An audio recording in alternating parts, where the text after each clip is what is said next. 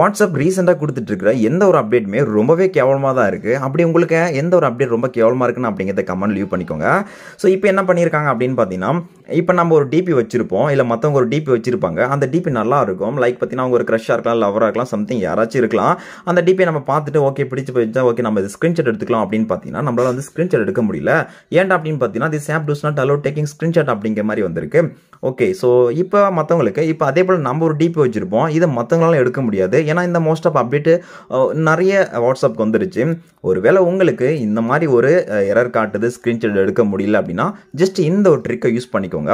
கண்டிப்பாக உங்களால் வந்து ஸ்க்ரீன்ஷாட் எடுக்க முடியும். அதே போல் இந்த வீடியோ மற்றவங்களுக்கு ஷேர் பண்ணிக்கோங்க. மேபி அவங்களுக்கு யூஸ்ஃபுல்லாக இருக்கும் இல்லையா? இப்போ நீங்கள் எந்த ப்ரொஃபைலோடைய டிபி வந்து லைக் அந்த டிபி வச்சுருக்காங்கன்னா அது ஸ்க்ரீன்ஷாட் எடுக்க போகிறீங்கன்னா ஜஸ்ட்டு அந்த சேட்டோடைய டிபியை லைட்டாக வந்து ஒரு டச்சப் பண்ணிக்கோங்க. ஸோ டச்சப் பண்ணிட்டீங்கன்னா உங்களுக்கு இந்த மாதிரி வரும். இப்போ நீங்கள் வந்து ஸ்க்ரீன்ஷாட் எடுக்கலாம். இதை நீங்கள் வந்து கிராப் பண்ணிக்க முடியும். ஸோ உங்களுக்கு ஏத்தாப்பில் அதை நீங்கள் வந்து கிராப் பண்ணிக்கோங்க. கிராப் பண்ணிவிட்டு நீங்கள் அதை சேவ் பண்ணிக்க முடியும். இப்போதைக்கு பார்த்தீங்கன்னா இந்த ஒரு விஷயம் மட்டும் தான் நம்மளால் வந்து பண்ண முடியும்.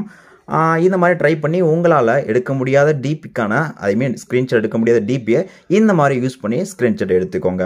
உங்களுக்கு இந்த வீடியோ பிடிச்சிருக்குன்னு நினைக்கிறேன். பிடிச்சிருந்தா மட்டும் லைக் பண்ணிக்கோங்க. இந்த மாதிரி வீடியோஸ் வேணும்னா நம்மளோட சேனலை சப்ஸ்கிரைப் பண்ணிக்கோங்க.